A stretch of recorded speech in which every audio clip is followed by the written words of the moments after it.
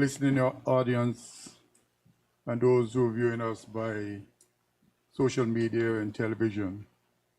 And a pleasant good afternoon to the members of the press who are here with us at the Speaker's office conference room. We are here today to inform the public on the motion that we have submitted to the Speaker and was placed on the order paper for today's meeting at the House of Assembly. The motion carries about 20 whereas clauses and 2 resolve clauses. And it really speaks to the condition of what is happening in the country today. What we'll do, so you could understand what's in the motion, is there are 20 clauses, whereas clauses. Each one of us will read 4 of them, 4 clauses each, and the resolve clause I will read. So we'll begin so the public will be aware of what is in this motion of no confidence. And then the public can probably do the judging. So this motion was submitted by the leader of the opposition with the full support of his colleagues. And the leader of opposition, as everyone knows, I'm Ronnie W. Skelton. And to my immediate right, I have the member for the 3rd, Honorable Julian Fraser. And to his right, we have Honorable Myron Walwin, member for the 6th District. And to my left, I have Honorable Stady Mater, the Deputy Speaker and member at large. And to his left, you have Michael Mitch Thornbull, member for the 2nd District. Honorable, that is. So I'll begin by reading the first 4 clauses of the resolution, and then we will be going to questions and answers after that. So it begins whereas since the formation of this government in April 2023, the Premier and Minister of Finance has governed in such a way that has led to a bleak economic outlook for the territory, a rapidly declining quality of life for the people of these Virgin Islands, and a lack of public confidence in his leadership and his government. And whereas the Premier and Minister of Finance, by his own admission recently in the House of Assembly, presided over an underestimation of the salary increase for public officials by approximately $20 million, which will place a significant burden on the public's resources. And whereas the Premier and Minister of Finance has not to date produced an economic plan for the territory after being asked repeatedly to do so by the members of the opposition. And whereas the territory of the Virgin Islands continue to suffer from a lack of inward investment, while other Caribbean nations and our neighbors in the United States Virgin Islands continue to attract major investments to add to their tourism product and increase their respective governments' financial resources.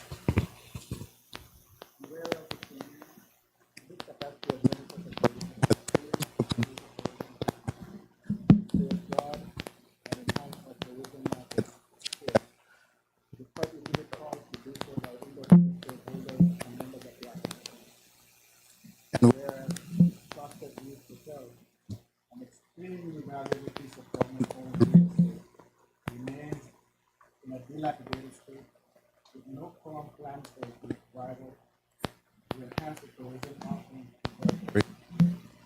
And whereas the Premier and Minister of Finance continue to squander public resources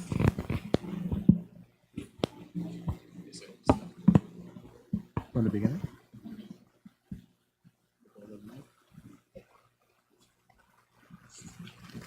And whereas the Premier, in his capacity as Minister for Tourism, has failed to produce a tourism plan to safeguard and enhance our tourism market share despite repeated calls to do so by industry stakeholders and members of the opposition. And whereas Prospect Reef Hotel, an extremely valuable piece of government-owned real estate, remains in a dilapidated state with no firm plans for its revival to enhance the tourism offering of the territory. And whereas the Premier and Minister of Finance continues to squander public resources on matters that bring no financial return to the people of the Virgin Islands, including his non-stop party following the inaugural flight of American Airlines from Miami to Beef Island, the recently held failed Virgin Islands Music Festival 2024, the constant international travel by him and his colleagues, compliments of the public purse with no results to show. And whereas education has been the driving force for the success of this territory and its people, but this important sector remains severely underfunded by the Minister for Finance and receives far more funding assistance from the private sector than it currently receives from the government. And whereas small businesses, legitimate farmers and fisher folk, etc., which suffered the effects of the hurricanes Irma and Maria, the COVID-19 pandemic, the effects of the war in Ukraine, and other global and local shocks, have been unable to access funding and other capacity building opportunities through the National Business Bureau due to a lack of funding being allocated to the Ministry of Trade to assist them. And whereas the agricultural industry continues to be neglected by this government, which was evidenced by the admission of the Junior Minister for Agriculture that the government has no plan for the development of the industry. And whereas the Premier and the Minister of Finance and Agriculture had the perfect opportunity during the recent schedule of additional provision number 1 of 2024 to arrange funding, as strongly encouraged by members of the opposition to do, for the farmers who lost their crops during the recent passage of Tropical Storm Ernesto, but he refused to do so.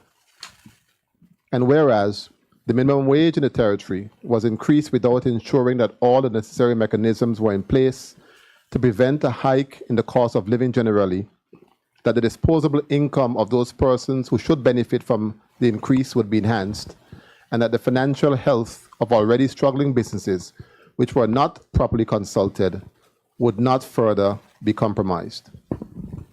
And whereas the public assistance program is not effectively and efficiently meeting the needs of the most vulnerable, elderly, unemployed, indigent in our community due to the lack of proper restructuring of the Social Development Department to take on this new task, with approximately $1.7 million allocated in 2024 for public assistance, but only $600,000 was spent thus far. The lack of updated legislation to enable the staff at the department to ably assist the citizens in a more timely fashion and to provide the right levels of financial assistance in line with the current cost of living. And whereas our current citizens and visitors continue to suffer from the deplorable conditions of our public infrastructure, especially our roads, sewage, the lack of access of reliable supply of potable water, which the Premier and Minister of Finance continues to willfully disregard, but not providing the necessary financial resources to address the issues despite repeated calls to do so by the Minister for Communication and Works and the members of the opposition. And whereas our citizens and visitors continue to endure the filthy physical state of the territory, which lack proper maintenance and upkeep, as can be evidenced in the overgrown bushes that now compromise the safety of motorists and pedestrians, and the ever-presence of garbage, derelict vehicles, and sunken boats from the hurricanes of 2017, etc., which continue to spoil the natural beauty of our islands without the proper intervention by the Premier and his government. And whereas criminal activity, including murders and other gun crimes, robberies, and burglaries continue to rise, causing significant social and economic problems. And to date, the Premier and his government, which two of the government members of the National Security Council have not produced a comprehensive crime reduction strategy to mitigate the situation. And whereas the Premier has willfully disregarded the Virgin Islands Festival and Fairs Committee Act 2005, number 4 of 2005, and has arbitrarily placed the responsibility for our festival or annual festival celebrations under the control of the BVI Tourist Board without seeking the approval of the House of Assembly to make a requisite legislative changes to give effect to his desires. And whereas the Premier and Minister of Finance continues to dialogue with the UN Special Committee on Decolonization on the political future of the territory, vis-a-vis its relationship with the United Kingdom without having a national conversation with the people of the territory to ascertain their wishes. And whereas the Premier failed to consult with the people of the territory prior to the acceptance of the Commission of Inquiry recommendations and agreed to deadlines for the implementation, which he has consistently missed due to the government's inability to bring to the House of Assembly for approval the requisite pieces of legislation in a timely fashion and to implement the agreed policy changes. And whereas the government of the Virgin Islands continues to disregard the tenets of good governance, accountability, and transparency by bringing legislation to the Honorable House of Assembly without properly scrutinizing and understanding its impact on the people of the Virgin Islands, and without allowing sufficient time for public consultation on matters which affect the lives of the populace. Now, therefore, be it resolved that this Honorable House of Assembly expresses its concern and lack of confidence in the government of the Virgin Islands, caused primarily by the poor leadership and management and their incompetence and the sheer incompetence of the Premier, Dr. Natalio Whitley, with respect to his conduct of the territory's affairs, which is aided and abetted by the government. Be it further resolved that this fifth House of Assembly of the Virgin Islands be dissolved to allow the people of the Virgin Islands to return to the polls to elect a government which it can place its confidence. So that is the motion that the Premier has successfully removed from the other paper. But what we have done, as soon as the decision was made, we handed the clerk the same resolution motion to be placed on the next sitting of the House of Assembly. So with those few words, we want you to ask as many questions as you possibly can. So we're here to take questions and to listen to your concerns.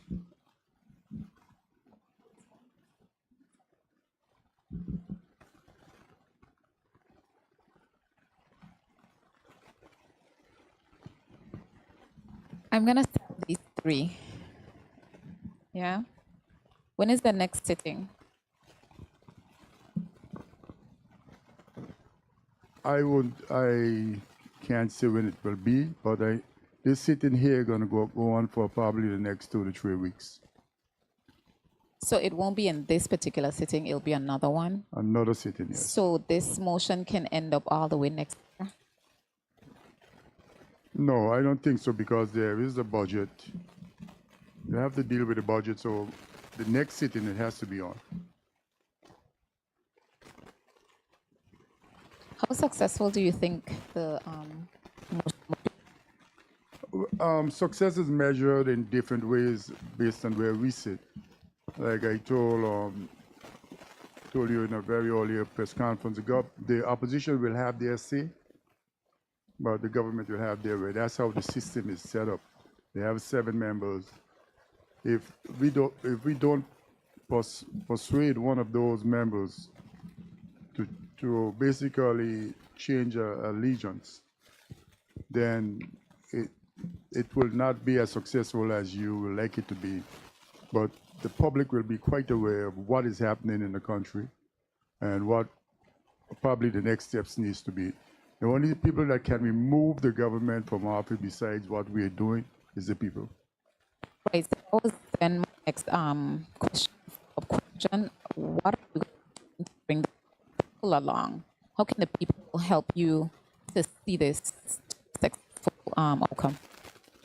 One thing that we have been discussing is from after this failure, not being successful, we will be going to each district in the country, each area, and try to garner support. Because I don't think the country can continue to operate the way it's going. Interject, Cindy. I think, and good afternoon to the people of the Virgin Islands and to the media. I think one of the important clauses in the success of such a resolution or motion is the members of opposition. The process is the members of the opposition will move the motion, it be seconded, and then the debate. So each one of the 6 of us in the opposition would have a chance to debate and give our perspective based on the concerns that have been raised by our constituents and by people in the country on the issues surrounding. And it will be very hard, based on these 20 plus whereas clauses, for the people of the Virgin Islands, including those in the government, to disagree with the things that are being said and being placed to them by the members of the opposition, while they would blindly, some of them will blindly support the Premier as they did with the $20 million blunder. We are hoping that at least one of them would have the conscience, as a member, at-large member spoke about, to understand the country is bigger than them playing party politics or being loyal to this fault, following the Premier and his continuous blunders and mistakes. Yes, if I can add to it. We took the time to read out the resolution for a particular reason. We wanted to be placed in hearing of persons. And regardless of your political affiliation, because one of the things that we must always bear in mind is that we are Virgin Islanders first. This is our home, regardless of our political affiliation.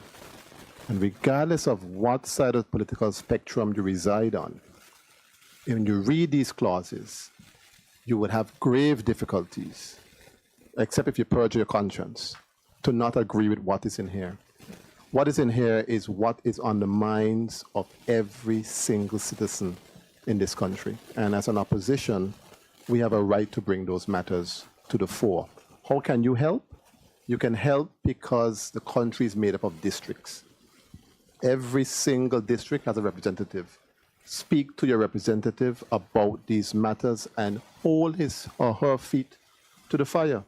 When you are driving on the roads and you see what has happened over the weekend, a civic organization, civic-minded, hoping and thinking they're doing something good, went out and did some filling of the potholes, only to hear that now they're going to dig them up. So the same energy you have to dig them up, you didn't have the energy to put down the necessary asphalt or different remedial works that were needed. When you go home and you can't get water to bathe. And then we mentioned here, which was one of the things that happened in the House today, the issue of this technicality. Simply because the document did not go to the speaker, to the clerk, you are using that as a means to evade whatever accountability you have to the public. And if you heard what the Premier said today, which is very troubling, that he will use every area of the standing orders that he can to make sure that this resolution does not make it to the order paper. This tells you that you have a rogue Premier who is off on a frolic of his own. We have seen this behavior before. It looked as if somebody willed that behavior to him, and he has now taken it up. I've also noticed something else, and I don't want to hog the press conference, but it's sitting on my spirit, and it's a bad thing. I remember specifically asking the Premier a question some months ago. How is it you believe that the COI folks, that the UK did not use the order in council right away? The man get up and said it's him, because of his ingenuity and his leadership, completely forgetting the fact that many Caribbean leaders stood up for this country. It's a behavior, and I raise it because today, his office, he has a man from Trinidad here who is causing nothing but confusion in this country, bringing his Trinidad politics to create trouble and confusion. And I want him to hear me well. I'm going to live on top of you until you come out of here, because this is not the kind of politics that we want in our country. He's being paid $10,000 a month on the public's purse just to be a spin doctor for the Premier. So today he sends out a graphic where the Premier is saying that we want to bring this motion after he done clean up the mess, legislative mess, that was brought by other governments and even some of us who are in the government now. And when I read that, it hurt me to the core. I'll tell you why. Because the Premier himself, when he brings his bills to the House, has no idea what is entailed in those bills. And many of its members are rather worse. There was one female who spoke today who is always absent from the House. I don't know where she finds her voice from now, because she never comes to the House of Assembly. She doesn't read any bills. She knows nothing of what is going on. It is this opposition that has assisted and helped the government to pass all those pieces of legislation. And for him to turn around and suggest that he cleaned up our mess, to me, is so disingenuous. Even in his last press conference, he thanked everybody for moving things along, except being magnanimous enough and decent enough to thank the opposition for the work that we have been doing in moving the matter forward. I have a lot more to say, but I'm going to let some other members speak. And I could only add to what the member for the 6 is saying, because sometimes with all of these COI bills, there's 6 of us, sometimes 5 of us, and 3 government members.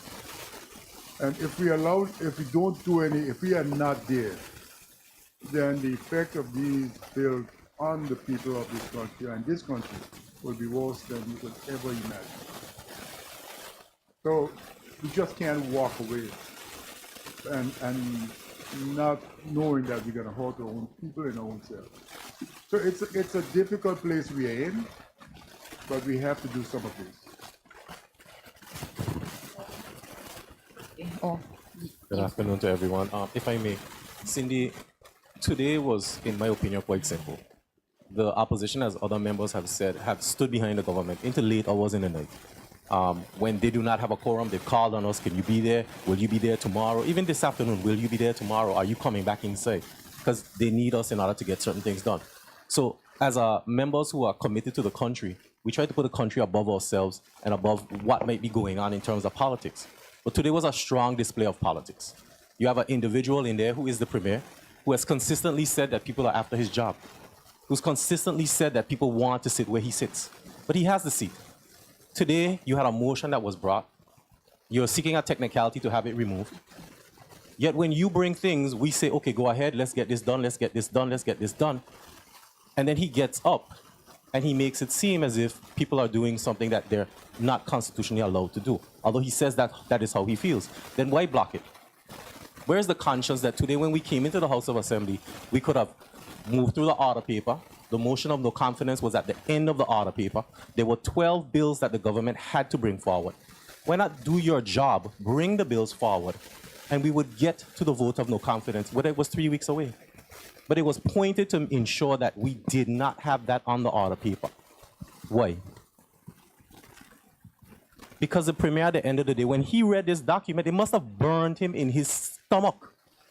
Burned him in his stomach. Because all this talk months ago about watch me walk, baby. Well, here is the evidence. Where's the walk? The entire community can read this document. This is what it's about. So when you ask, how can the community help? Read the document. And then look around our island, our community, from Anigada to Jos Van Dyke. What has been done? So I am certain that when the Premier read this, and he met with his cabinet, and they read it, there must have been some problems. So of course, the ideal thing for him to do is try to push it off the paper. And then you can't, you must be principled in what you do. You must be principled. This is the same Premier that we have been saying to him, what you are doing with the tourist board and the Festival and Fairs Committee, you're acting ultra virus the law. You have taken the Festival and Fairs Committee it's a statutory corporation with its own legislation and its own structure. They are the ones who have been approved by the House of Assembly to deal with festival and fairs matters.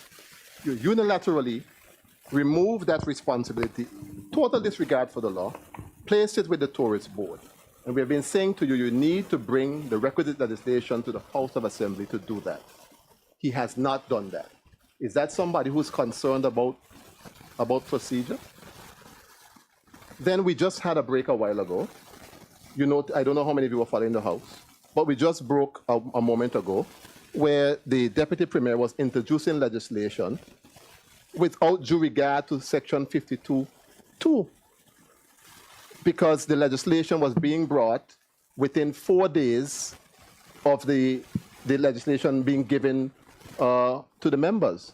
And bear in mind, we just had a sitting on Thursday to show how accommodating we have been. We just had a sitting on Thursday. Towards the end of the sitting, 13 pieces of legislation was laid on the table. So we would have gotten conduct of this on Friday, would have had to use the weekend and yesterday to ready ourselves to represent people today. And we have been extremely accommodating. We have said the COI is important. We are concerned. We have to play our part. We're going to put the politics aside. We're not going to ask any questions. You should notice there has not been much of other business. And all that is making sure that we do the right thing in terms of working with the government for the sake of the country. They're going to try to spin now. And the real truth of it is this. The Junior Minister for Agriculture said the right thing. Bless his soul. He said that it is not a good thing right now that the Premier is going to the UK for this vote of no confidence to be over, he said. That is really what the point is. That is really what the point is. And they're confusing and conflating good governance issues, which the COI report addresses, with quality of life issues. They're totally different issues. Your legislative responsibilities that you accepted, again by yourself, unilaterally without consulting the people, has nothing to do with people having issues with potholes, has nothing to do with people having water to bathe, has nothing to do with agricultural issues, has nothing to do with the plethora of things that we have put here. So don't confuse and conflate the things. They're two separate and distinct things, both of which you have failed miserably on.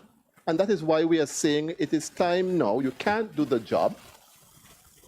Give up the seat and let's go back to the polls and let the people decide which government they want to represent their interests. It's as simple as that. Where do you draw the line? Where do gloves come off? Where do we draw diplomacy? Where do you draw the line? For example, the bills in the houses have to be financial services ones. Very important. This motion of no confidence, if we're listening to the public, very important.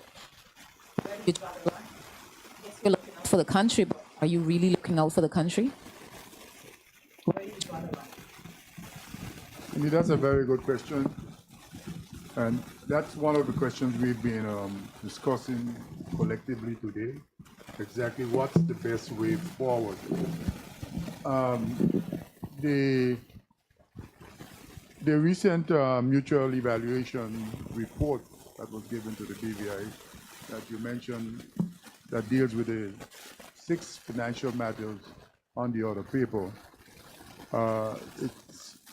they're very important for the country if the financial services is to continue to be robust and respond to international organizations around the globe.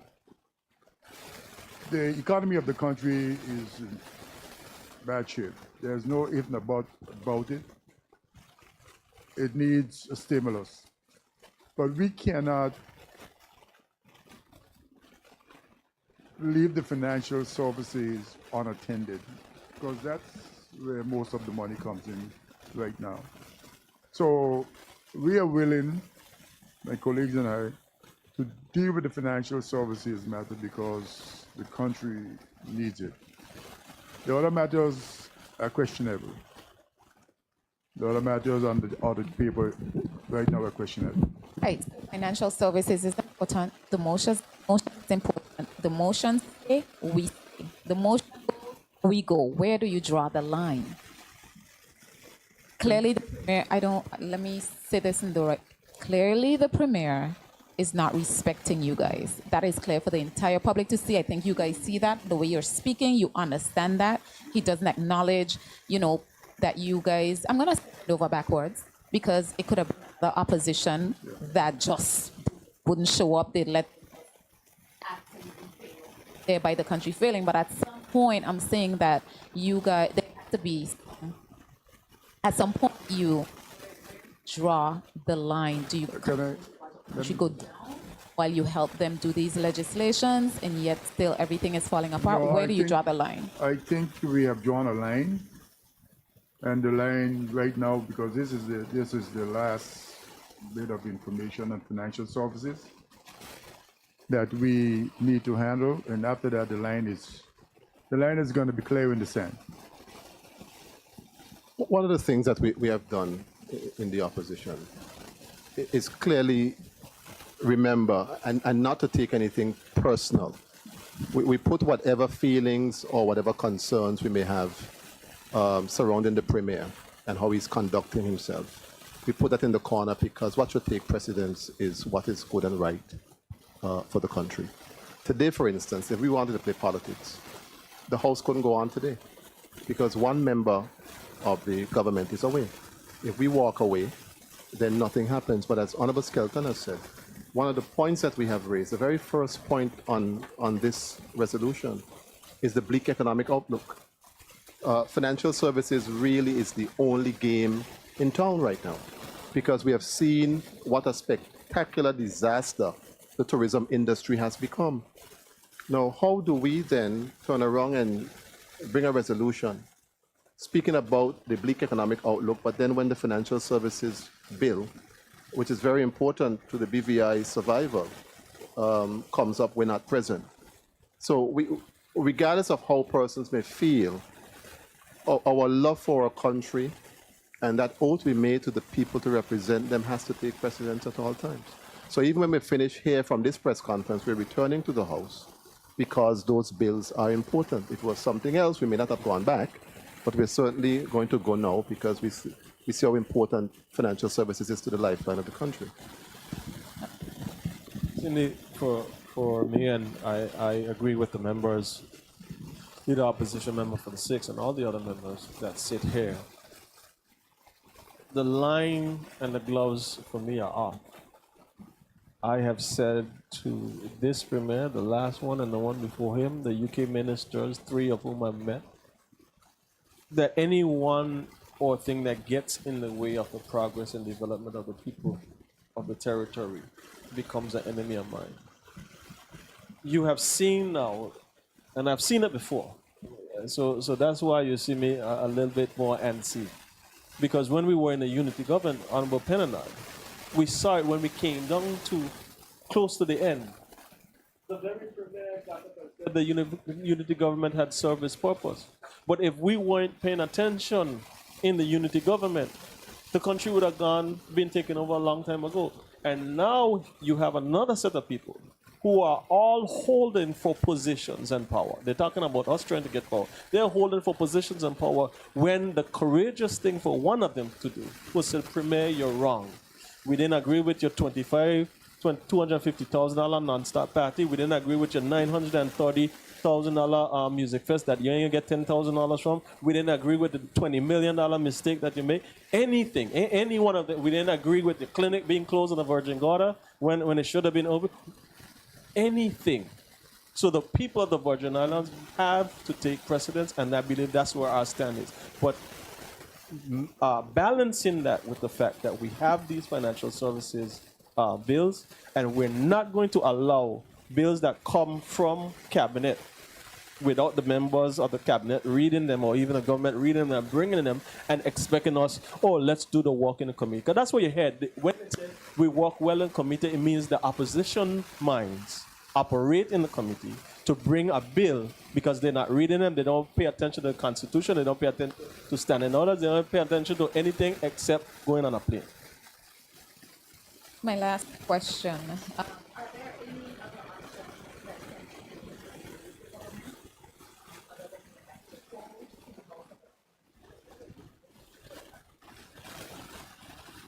Are there any? Well, from my experience in the BBI, I haven't seen it. I know if you're only in an election and there is problems, in other words, 6 months or a year into an election, the governor could ask a group of people to get together and be the government. But those governments don't last long because you're not accustomed of each other, and there are conflicts, and eventually they end up to be worse than what you remove. So a lot of time it's better to go back to the polls. Back in 19 civil government, civil Romney government, 78.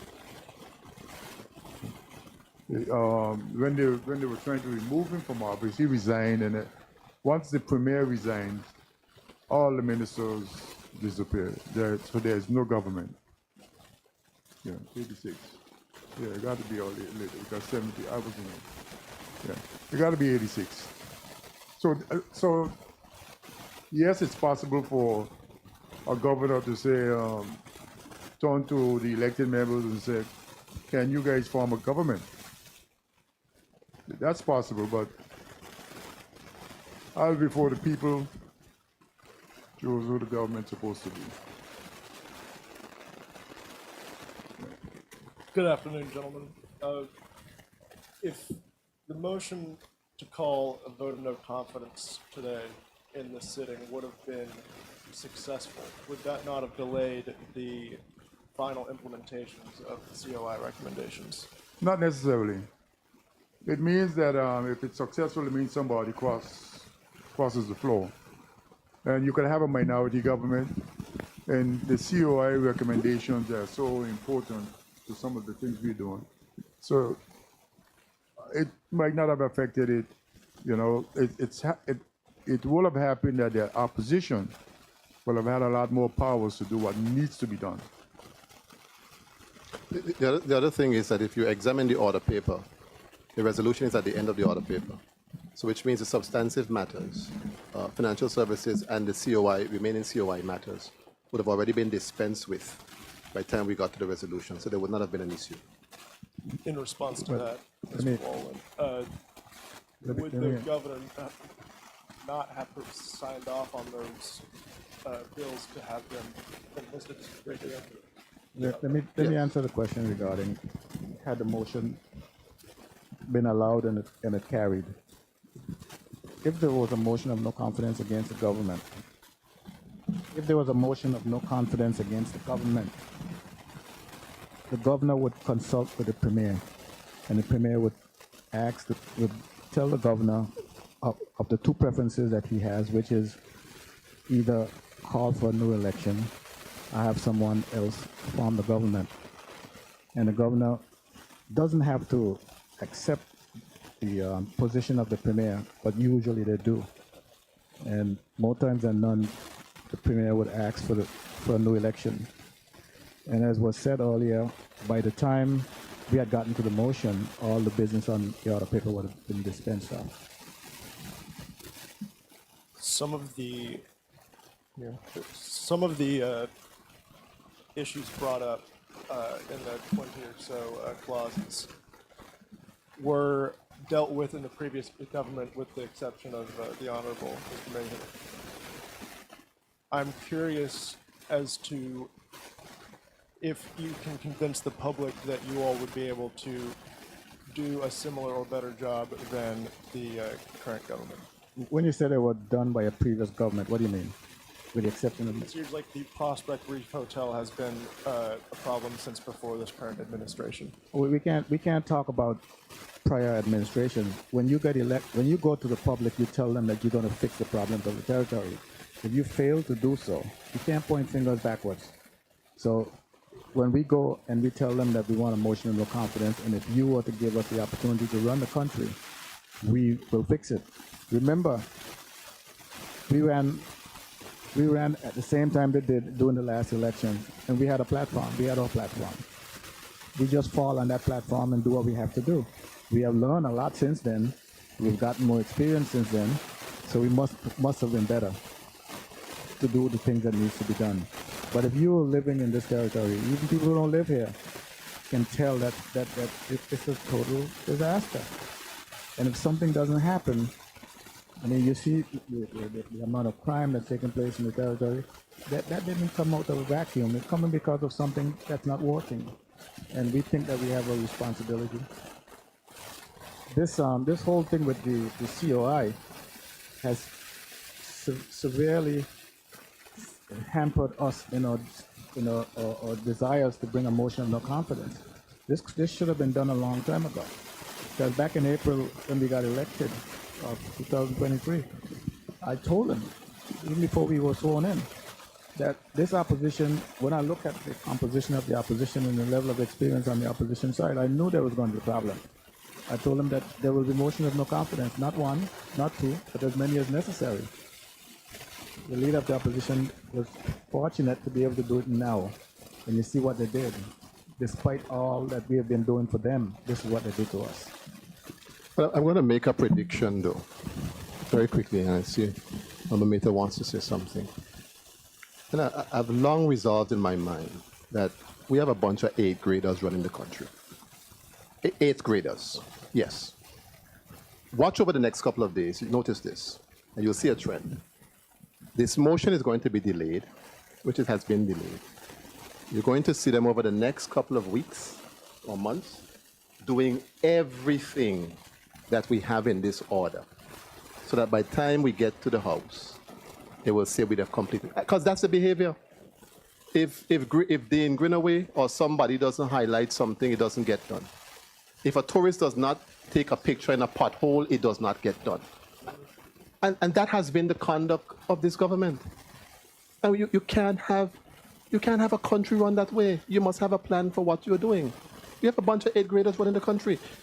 Watch over the next couple of days. You're going to see a lot of things start to happen simply just because of this motion of no confidence that is before the House. Rest the question to me. But I'd like for the viewers and the residents of the Virgin Islands to also consider this.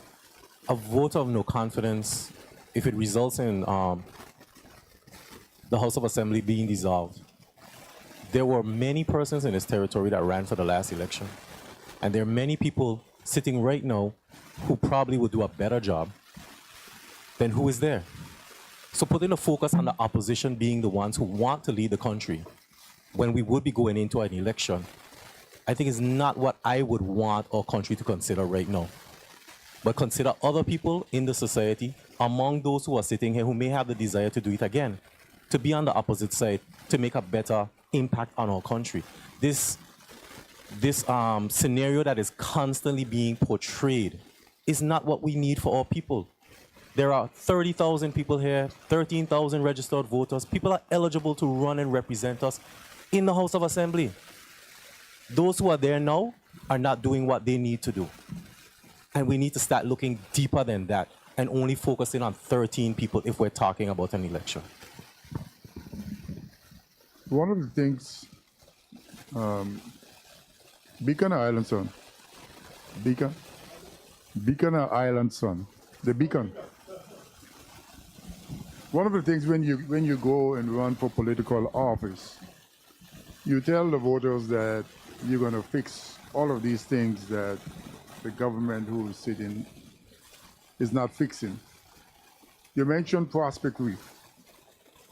I was the Minister of Finance back in 2003-07 when I purchased Prospect Reef.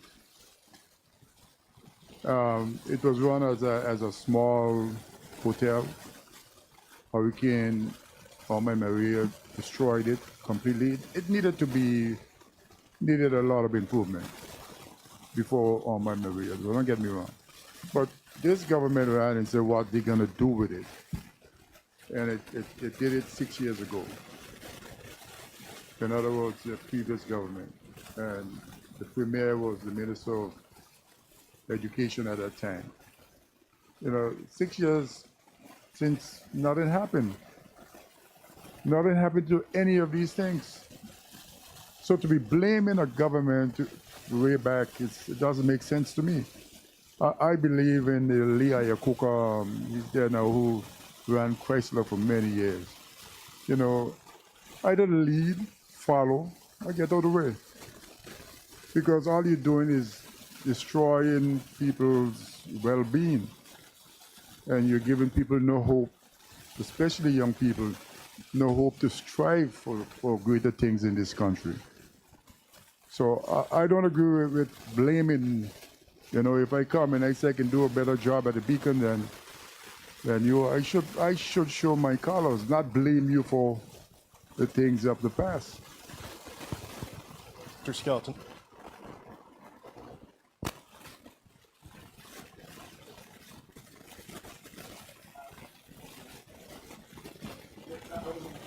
Yeah, no, that's okay. Okay. Yeah. I understand we get anyone out of the way. You go ahead. You have a couple more minutes. Mr. Turnbull, you first said you'd hope someone would come across the aisle and join y'all. Any of y'all could answer this, either percentage or however. Do you think that's a possibility or even something that's a likelihood? I said, just to correct, I said maybe, Maybe. and hopefully the conscience of those on the government side would weigh in above political affiliations or the power that they sit in. Remember how this government was constituted. Everybody was given a ministry. And the first step they tried to do is appoint a deputy speaker from the government side, which constitutionally couldn't work because a minister can't serve. So everyone now has power, and the premier and his members, he's even afraid to offend any of his members, or any of his members afraid to offend them because they have this mere 7. What we're saying, and those of us in the opposition and the voices of the persons that we represent in this country are saying, enough is enough.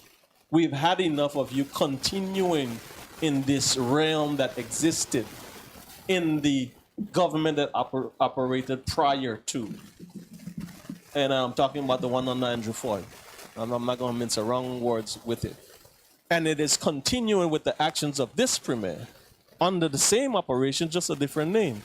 Because the things that he is doing now, when he's not ordaining them in the house that they appointed for times such as this, he's spending money and nobody challenging them. When you do challenge him, they go on a rock and all of them get together and I'm supporting the premier. But you're supporting the premier, destroying the fabric of the lives of the people in the country because nothing is happening to elevate their living, the living standards, or even the infrastructure, or even the tourism, or even look at the economy of this territory and see what is happening. So I'm hoping, and we're hoping, that there's at least one of them that would say, listen, I would stand for country above politics or above party. And the things that are being said, I hear my mother and my father and my supporters even telling me, listen, we need something to do better. Rather than trying to continue down this line, they're operating like narcissists.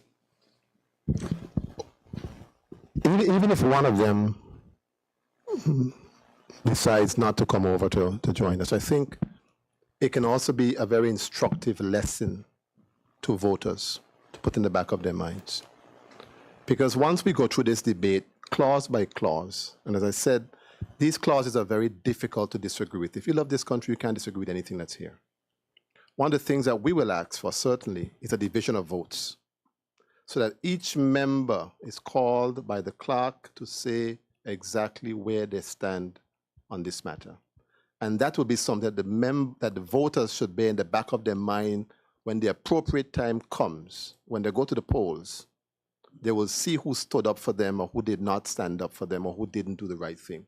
It'll be very instructive for voters.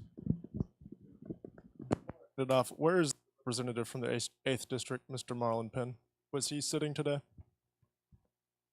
No, he was attending a conference overseas. CPA conference. Good afternoon.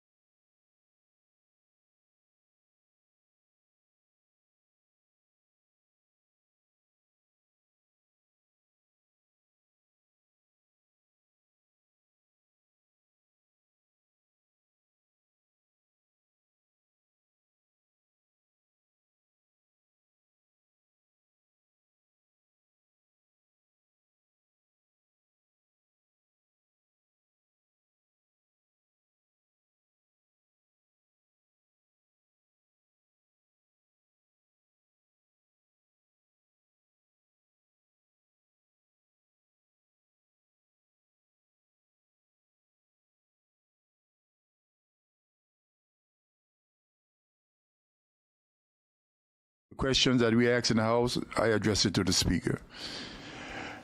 This motion, I think it was the same thing. So I address it to the Speaker and not the clerk. So based on the reading of the section 23.1, yes, the letter was addressed to her. So, And if you were to check all the correspondence, all the business that was conducted in this House since its inception in 1950, you would find that what took place today is not an aberration. It happens all the time.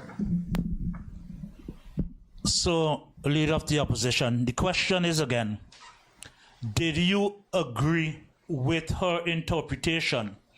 Did you and members agreed with her conclusion to remove it from the order paper? No, Read what she did, the interpretation? in spite of 23.1, and the member for the 6 alluded to, it did say that how it get to the clerk. The correspondent doesn't say whether or not how it get there, right? Just a minute. So that part of it, I fully understand that I don't have to go personally and give it to the clerk. I can send somebody and give it to the clerk, But because the correspondence was not addressed to the clerk, it was addressed to the Speaker. That's where the Speaker ruled. So I can conclude, I can say that you agreed the Speaker did the right thing in removing it from the order paper. If I say that, I'll be right? Based on our interpretation, yes. Mr. Walwyn? I have the greatest respect for the Speaker. I think she's doing an awesome job as Speaker. And whatever her ruling is, whether we agree with it or not, I think her ruling has to stand, and that's all I would say on the matter. Mr. Walwyn, you all spoke about the whole issues, a number of bills being, I think it said 13 bills were indicated to be for today's sitting as a result from last week's sitting, just in a matter of days. It was wrong, according to what you all are saying. What you are saying, it was wrong to do so. And I believe you are saying it's wrong. Is it based on the standing orders that you are saying that with the government doing this, they were wrong to do so? Are you basing this wrong on the standing orders? And if so, if you are based it on the standing orders, why didn't you all then stood up or stand up at the time and say that what you all, what the government is doing is wrong and not go along with it? Well, I'll answer the last part first. I'm sure throughout the debates you would have heard every member around this table speak about the fact that legislation is being passed, things are happening, and the people of the country have no idea what is happening. This is what we were referring to. As a matter of fact, the very last clause in the vote of no confidence says, and whereas the government of the Virgin Islands continues to disregard the tenets of good governance, accountability and transparency by bringing legislation to the Honorable House of Assembly without properly scrutinizing and understanding its impact on the people of the Virgin Islands and without allowing sufficient time for public consultation on matters which affect the lives of the populace. That is what our concern is. Yes, the standing order allows you to be able to do that. If you bring it less than 4 days, then you can make a motion, and obviously they have the majority. But when you look at the spirit of what we're supposed to be doing, the whole issue of good governance, the fact that we're representing people, that there should be time between first and second reading and so on, so that the public can understand and give feedback. The public is being robbed of that opportunity. That is where our concern resides. Because I don't think you can stop randomly on the street and ask anybody now if they know what is entailed in those 13 pieces of legislation that's coming before the House. Nobody would have seen them or read them, because the time that is needed for that public consultation. We're just ticking boxes and moving along. And the country is moving ahead, but the people are not moving along with the country. That is where our concern really is. Instead of just expressing a concern, can you do us, apart from speaking, can you, in light of the steps that are taken now against this motion to take it off the order paper, to basically stop it, in that situation we're talking about, apart from just speaking, was there anything else the opposition could have done to avoid that from happening? Well, keeping the public in the dark. The opposition has been doing. That is the very reason why, even though we are complaining, we still go. Because we cannot take the chance to leave these things to them. They have already proven that they have no idea what they're doing. We have seen it. They don't read the bills. They don't understand the bills.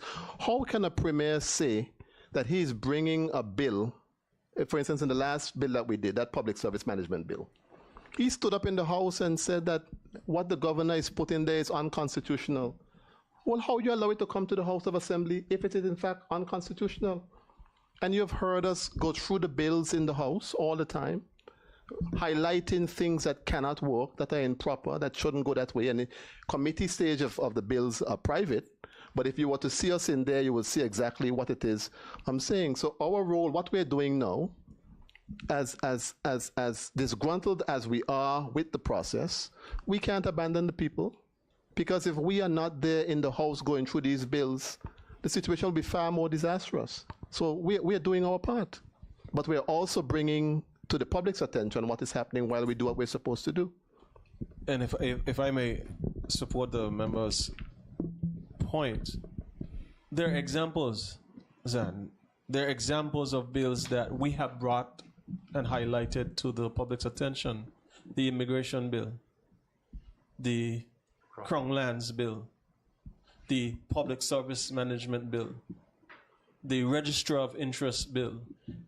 What you hear from the members of the government is, we have to pass it for the COI. For the COI, we have to meet the deadlines. Ask one of them, listen to any one of their debates or contributions to the debates on any of the bills, and see if there's anything meaningful that gives you the indication or inclination that they have read any of these bills, or they're just going along to support. When the members of opposition debate the bill, we highlight the things that we have read, and each of us point out the thing in areas that go in contravention to the Constitution or to where we want to go as a territory. So then this motion and these things that the Premier and his government continue to do, they're just going along the merry-go-round to continue to keep power and try to save face. Because I don't understand how the argument could be, when you're trying to fight for democracy and keep your governance, that you don't want to go to the UK. We should be on the same page. You don't want to go to the UK with a motion of no confidence over your head. But you don't think the United Kingdom and the people in the United Kingdom seen all the other things that you have been doing? You don't think they're aware that how many people complain about potholes and the issues with tourism and the issues with the beaches and the issues with GAB? You think they don't know? You don't think you don't know about the issues with crime in our country? We have buried so many young people and so many persons due to crime over the last couple of months in this country. And where is the result for these families? Based on... Zan, I just want to interject there. I don't think anyone in our community would want to consider paying someone to do the same thing twice. Let's bear in mind that the cabinet gets these documents, they have the bills, they get the first bite at them, and then we get into the House of Assembly. Some members on the government side are consistently absent. And then when we're deciding that we're going through these documents during the committee stage, members, what do you think? Since sitting in the House of Assembly, and I am the newest member here, I have had members on the opposite side admit to me when I go to them, did you see this? How would this play out? Did you guys really look at this? Why, mate, I didn't even read that, you know. So when someone blatantly says to you, sitting in the House of Assembly, in the cabinet of the Virgin Islands, that they have not read that document, then they get in the House of Assembly and they're now asked to contribute on the same document a second time. That's 2 days' pay. And they haven't done it, Zan? Should they continue to be employed? Mention would have been made as regard people doing the people's work and politics. When you bring in a motion of no confidence before the House against the government, do you all normally sit down and consider whether now is the right time or now may not be the perfect time? How do you conclude? How do you come to a decision? Yes, the bad roads and so on, but there are claims about what the country has been doing at this time, the urgency of the COI and so on.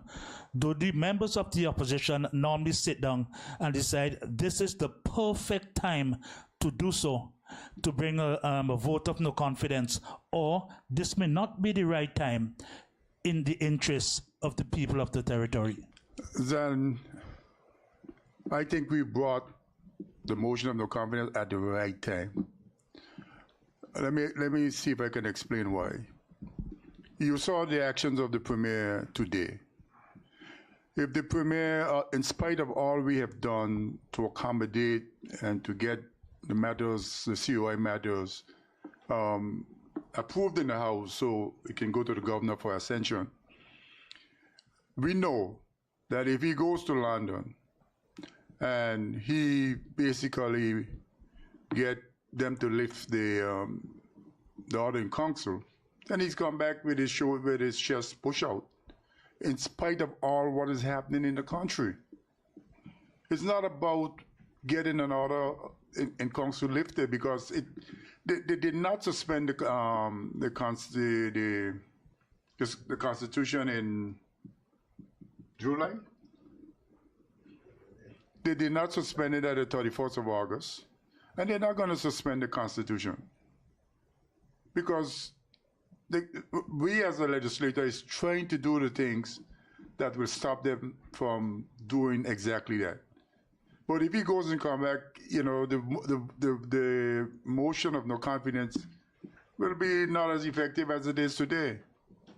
So this is the right time. We sat and we wanted to bring it before. But, you know, some of us believe that we make promises to sit with the government to make sure these things are done because they believe in us. So we got that done. We suspend acts and questions. I don't know if you noticed. And we made agreement with them. If we suspend acts and questions, you cannot come in here making no statement. And so that's what we did. Finally, when you made a statement a while ago in terms of when they brought the motion, you were hoping someone in the government side may put aside political affiliation and join the opposition on their quest. Were you targeting any particular person? Were you looking at any particular person? Would you have seen any person in the government side best suited to join with the opposition at that time? And the last question is, Mr. Walwyn, who is this Trinidadian you're talking about? What's his name? Let me answer first, because then the member for the Sixth can probably take the last question. We were targeting the two backbenchers and the four ministers in the front. That's everybody. Yeah. Mr. Walwyn, you agree with that? I'm not the Premier. Was there a particular person who was the best suited to join with the opposition at that time, which could have been maybe in their best interest? Well, the perfect persons the two backbenchers and the three ministers. Mr. Walden, you agree with that? Well, I would say anybody who loves the country should join us. That is what I would say. And what's that Trinidadian is speaking about? What's his name? Well, you know, you're the journalist, so I have to give you a little job. Do some investigative journalism. So and you you're going to don't want to give his find out name. who the Okay. Trinidadian is. The beacon is good for that. Listen, ladies, gentlemen, I know you're asking a question yet, but we promised the speaker we will come back at 6. Yes, I did, should have. Good afternoon, Kamal Haynes of 24 Media. I know my colleagues would have focused on the technicalities of today's proceedings, but I want to more so focus on the plans of the opposition. You know, moving a no confidence motion, obviously, as you would have said, is in the interest of the people of the territory. During the formation of the the unity government, I think that's what it was called, they even before that, you would have seen the opposition then presenting a plan on the I believe Honorable Penn at the time was the opposition leader. Now you guys are moving forward as you want, as you said, the country right now, according to you guys, according to the people in the territory, is in a mess, worst they have seen in decades. What are the plans of the opposition? Do you guys have any plans on paper that you can present to the people of the territory to show how you intend on tackling each of these problems that were outlined in the motion that was originally in the order paper this morning? I will say this. The problems that we outlined is just a few, to me, are kind of new. Well, since we are in the House, that is probably the last whereas, you know, where the government is not adhering to good governance. But we all have manifestos. We all had manifestos. There are 3 parties that make up the government, and we will fixing the infrastructure, the economy, and all those stuff. It's nothing new. We will go into those manifestos and take out the things that are workable and put them together and have it done. If I may, just join that thought. You have to look at not just what we would do. You have to look at what's not being done. I'll give you for instance. The first set of documents that the Honorable Premier laid on the House were Auditor General reports, some dealing with fishing and farming and some other stuff. And the cabinet of this country decided to redact the names of those persons because they're trying to hide, once again from the public, the wrongs that they did under the leadership of the former Premier who's now serving his prison sentence. Continuing now with the same behavior that he was carrying on. So the things that we are willing to do, Kamal and the people of the Virgin Islands, just so you know, we are willing to do right by the people of the Virgin Islands by making the decisions that's in their best interest and having the public consultations to allow them to understand this is where we're going, this is how we're going to get there, and bring the people along with them. Not just saying you're going to do things, because here's what I noticed about this government, no different than the last government. When the opposition says this is what we plan to do, then the government comes back and says, well, we had that in train. That's already in motion. So we ain't plan to help them no more. It is time to go back to the polls and elect a government of the people who will serve the people and not themselves. Okay. My next question, obviously the plan was to have that no confidence motion, but then even if it was not challenged, it wouldn't have gone today, considering the amount of stuff on the order paper. But nonetheless, guys decide as an entire opposition, I'm sure, obviously, I'm assuming Honorable Penn would have been part of this decision to move forward with this motion. Is there a consensus among you guys of who would lead the territory should this no confidence motion be successful? Because as you would have said, it's going to be entered in for the next sitting of the House of Assembly. Yeah, you're asking a very pointed and difficult question. we needed one more person to join us, and if the governor, which I doubt, will agree to it, then who will lead is a decision for all of us. Right now, I'm the leader of the opposition, but I am good at following sometimes. Very good. But I ask this question because they must have had some sort of conversation, because if you have to decide after the motion is passed and then succeeds, then that ultimately will lead to more problems. Yes, I agree with you, but right now I am the leader of opposition. I think we're asking a question that preempts the people. Yeah. Because if let's say that they were unsuccessful, we had one member who came across. Based on convention, the premier would have dissolved the House. It would have returned to the polls. We don't know how many persons would have been returned by the people. So we're somewhat preempting the will of the people. Those are decisions that you make after you see who is elected.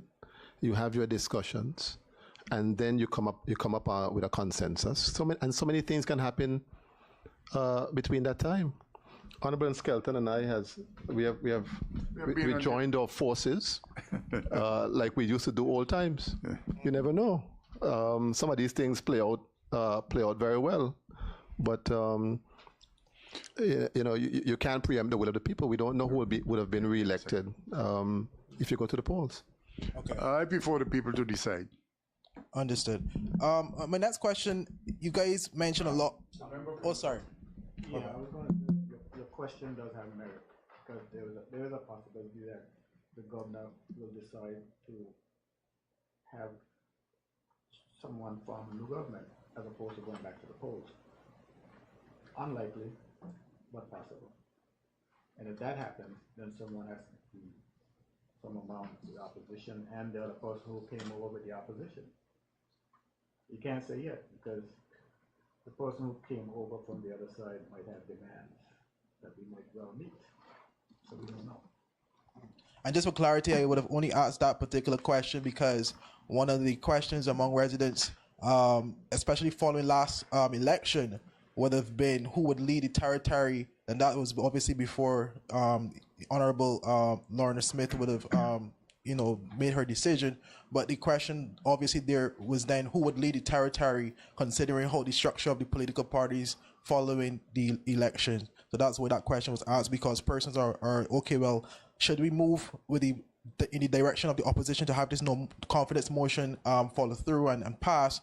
Then who can we foresee as our next leader? That's why I would have asked that particular question. And it's a good question, but you have to sometimes look where narrative is being fed from. The narrative is being fed from the government. And if you hear the premier, when he goes on Tola Radio, see like how we have a press conference now? You're going to hot up Tola Radio tomorrow and so on. That's how we behave, right? So he goes up there and then he spiels. Everybody wants to be the premier, as if the job is his. Somebody will that job to you. Every single person in any job, in any profession, in any organization should aspire to be the top of the organization. It is not personal power for anybody. So that information is being fed from somewhere, regardless. And we've seen before. Look, for instance, you had the unity government in St. Kitts. Before their issue, they had 2 terms. Well, after you've been to St. Kitts, during that time when they were there, they did a magnificent job as a team together to move the country forward for 10 years. So whatever the composition would have been of the opposition if we were to win, we would work it out. And certainly the results would be a lot better than what you're seeing now. I can say that for sure. Okay. Kamal, if I may echo, I think a lot of the residents in the BVI are concerned about whether or not the opposition is working together. And I want to say that when we first got elected, there were some issues. But I can honestly say that we've come together. And the scenario that played out last election, if someone on the opposite side may be willing to come over, I think political maturity would be where we would be at and would bring us to a point of selecting a leader in a sensible way that leads our country to where we need to be. And if perhaps the scenario plays itself out, which happened last April, and we find ourselves with a member who's willing to sit with us, I think we'll be welcome to have that member come over and converse with us. Gentlemen, we need to take the last question. Yeah, this is my final question because I have a colleague. Okay, ask your question. Go ahead. Okay, my final question before I hand over to my colleague. I know you guys would mention a lot about what happens in committee stage as it pertains to you. You know, obviously you guys playing a role in the legislation, being ironed out in the appropriate manner, tend to have a better version of that bill brought back in the House of Assembly. What is your take as it relates to having the committee stage being made public for the residents to be able to view, similar to how we see the proceedings in the House of Assembly? I would certainly welcome it, because I think that is the only way, very quickly, and to be able to get the members of the government to read the bills. Because then when the public is viewing and seeing who's making contributions as we go from clause to clause, I think at the end of the day, we'll have legislators who take their job of passing laws more seriously. So I'll be pleased to see that happen. Yeah, I think Kathy Richards, the JTV time is News. coming. Kathy Richards, JTV. I'll just ask one question with two parts, and that's it. Given what you know and are seeing, do you think that this territory is broke? Yes or no? Could you say what, given the scenario, let's say the scenario, these 6 persons on the opposition gets into government, is re-elected by the people, not preempting anything, but just a scenario, where would they find the money from to do with expediency the things that the people of the territory are calling and crying about to be addressed? The main ones being water and sewage, infrastructure, which includes the roads. Thank you, Kathy. I will attempt to answer some parts of it. I mentioned that I was the Minister of Finance in 2003, 2007. So I have an understanding of some of the financial matters of this country. The government gave us a sheet of paper, and it basically says they have 173. Okay, some of it they couldn't access, so that's why 231 million. A large portion of it is in the reserve fund, 67 or 80 million. The country cannot do the infrastructural work without borrowing. And there is no if about it's gonna take, if you take the roads, if you go there in the government and we continue to push them that designs for the roads, but what will have to happen, Kathy, we have to patch the potholes while we redesign, at the same time while we redesign roads. You can't leave the potholes, but you're under the guise that you redesigning roads. Both of them must happen at the same time. The borrowing, you have $25 million we spend on water on an annual basis. Yes, we know water is a human rights issue. So we don't expect to collect, I would say, 70% of that 25 million. But even if we collect 50%, that's $12.5 million a year that can go into infrastructure, paying down debt and all sorts of stuff. So the mathematical formulas are there, whether you can get the implementation phases of these various projects into being. That will be our difficulty, especially if there are no plans. But we can make the lives of the people of these Virgin Islands much better in spite of some of the issues we have. The fact that things are not happening in the territory does not necessarily equate to the territory being broke. Each member for each district has been given $200,000 to do civil work litigation. And I submit to you that each member, as late as it is with September right now, still has about the same $200,000 that they were given. is because they can't get the work out from the ministries. And that money will go back into the budget, into the treasury next at the end of the year. It's because the government is paralyzed. And I will not be a part of any government who does not subscribe to the theory that we must invest in developing the territory's infrastructure. We need to extend the runway at Deep Island Airport. Bringing this American Eagle plane in, as much as we welcome it, is not the solution to our problem as far as airlift is concerned. We still have to go to St. Thomas, Puerto Rico, to get out of Tortola and back in. The British government gave us a $426 million loan guarantee after Irma to rebuild this territory. We cannot continue to bury our heads in the sand and believe that the impact of Hurricane Irma and Maria isn't real. It's there. You don't have to wear binoculars to see it. And any government that I'm a part of has to subscribe to the theory that we have to tap into that money to rebuild this country. This place is a mess, a colossal mess. You have water being produced at Paraquita Bay. Over 2.5 million gallons of water a day. And if you can show me where the government is being able to take out, on average, of that 2.3 million gallons, on average 1 million gallons a day.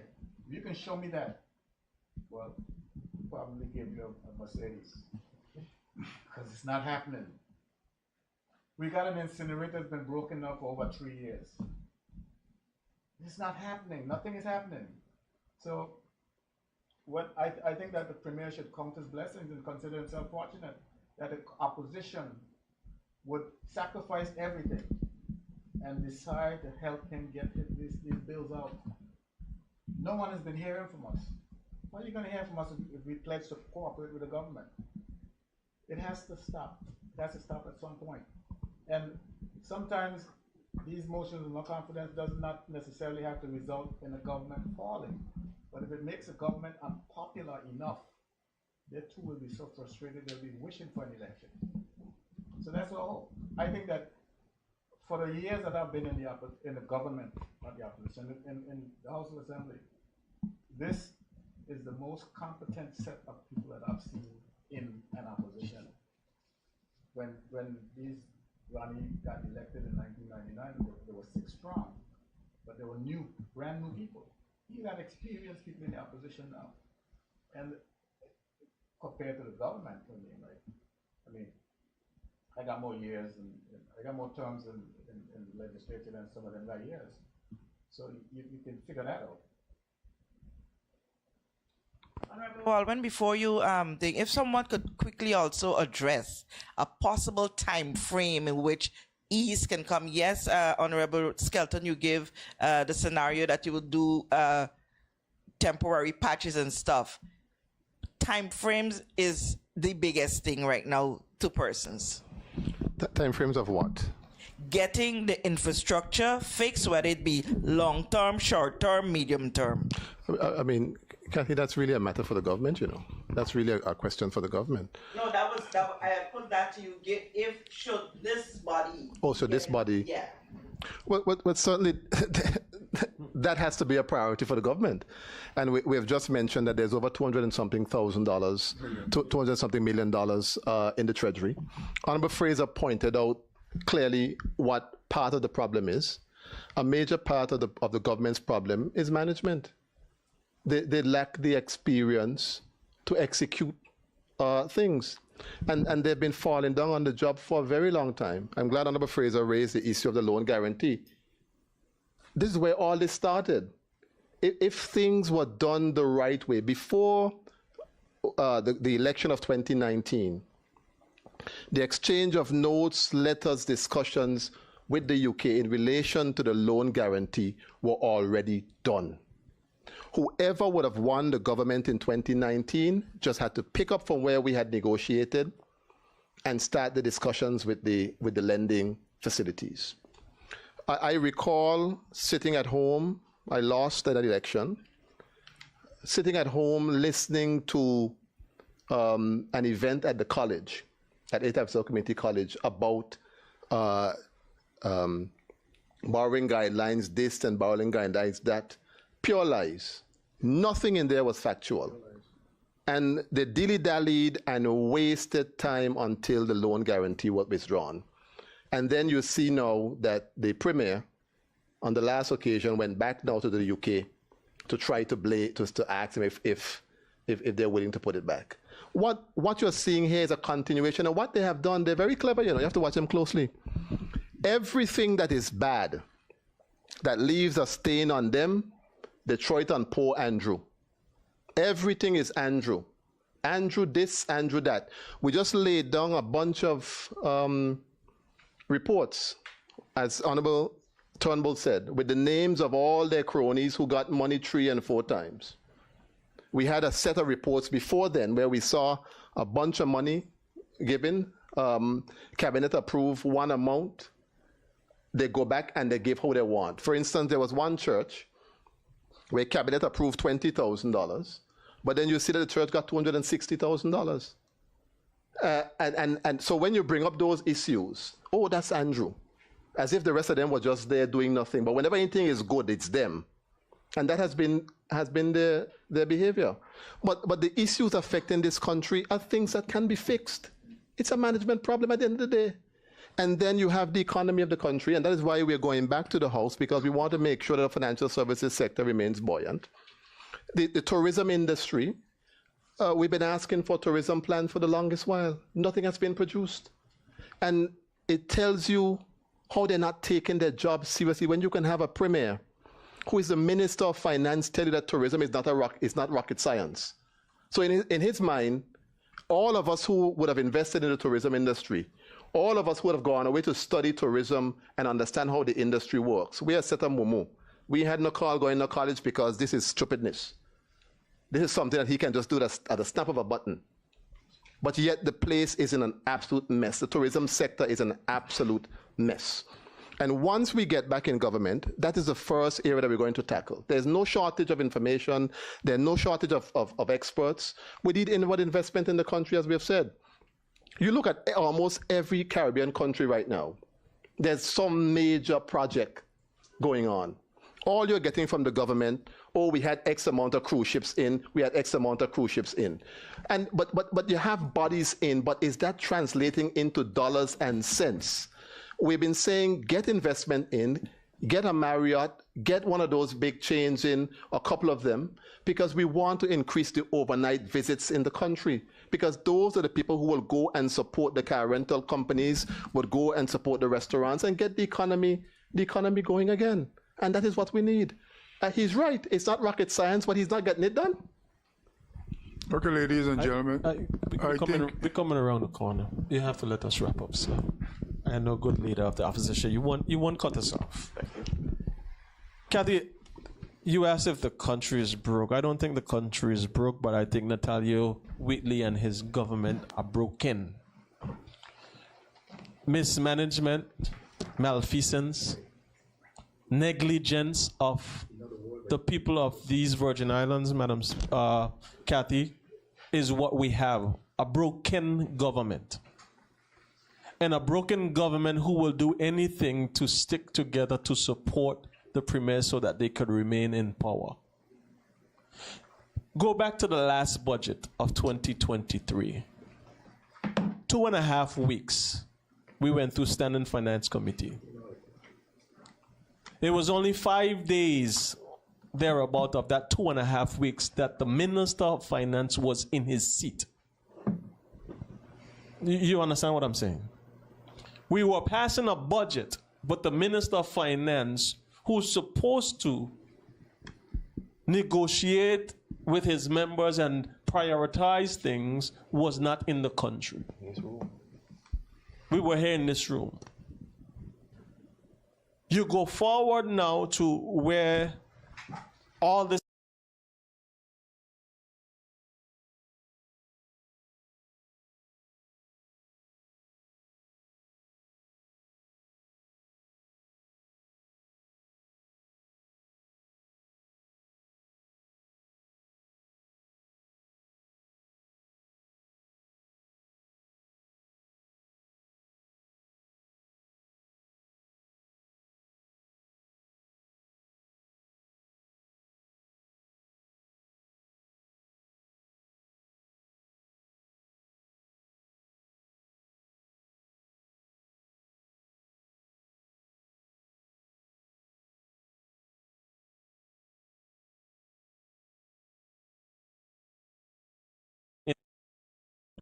outside of politics, my background is finance, marketing, and business management.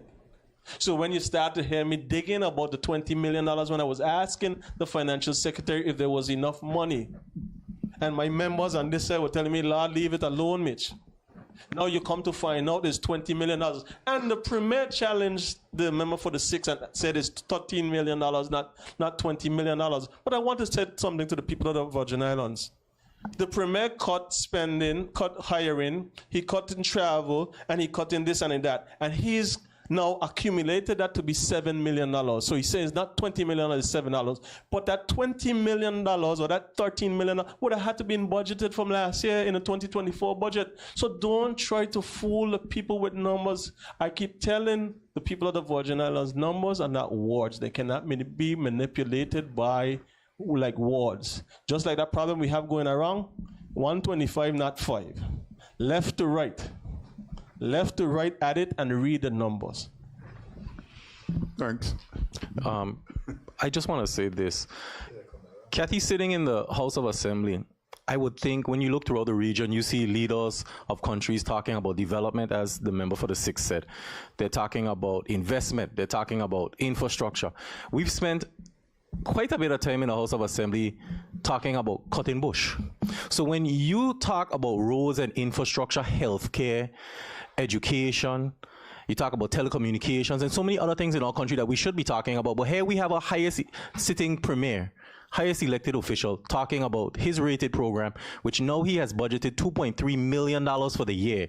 And look around our territory. Something as simple as bush was passed on from the Ministry of Communications and Works under Public Works to then the Ministry of Health and Social Development under Solid Waste, and now it has landed itself in the premier's office. So now one of the premiers in his portfolio is bush cutting. Come on. That is management, Kathy. If you cannot delegate something as simple as bush cutting to your other soldiers, where are you sitting at the helm of the country? $2.3 million? This is what we were discussing, Kathy, when we had the SAP the other day. We all know the answer to this. As a territory, is to put that back with Public Works and go back to what we were doing. But all Public Works, if we look at it for infrastructure, if Public Works is revived to do what it did in the 1980s and 90s, people who live in the country know Public Works would run in and they would patch, and then we would go and we would design, we would cut bush, we would do things. What have we reduced Public Works to be? So even when you talk about implementation and getting things done, we can go back to what we do, what we originally did in this territory. Instead of trying to go this way and go that way to try to get things done, go back to what worked. And stop trying to reinvent the wheel. Okay, that's the last speaker. Ladies and gentlemen, members of the media, those who are watching on social media and listening to us on probably later on television, we want to thank you for staying with us and paying attention to what we are saying. Our country is in serious, serious problems. And we are not saying that because we are members of the opposition. We are saying it because we sit in the boiler room and we are seeing that what the government is doing cannot help us in the long run, and not even the medium term. So we have moved a motion of no confidence against the government. They were successful in getting it removed from this order paper, but it was immediately resubmitted for the next order paper. So we want to thank you for listening to us and understanding why we are doing what we are doing on your behalf. So ladies and gentlemen, I thank you and have a pleasant, good evening.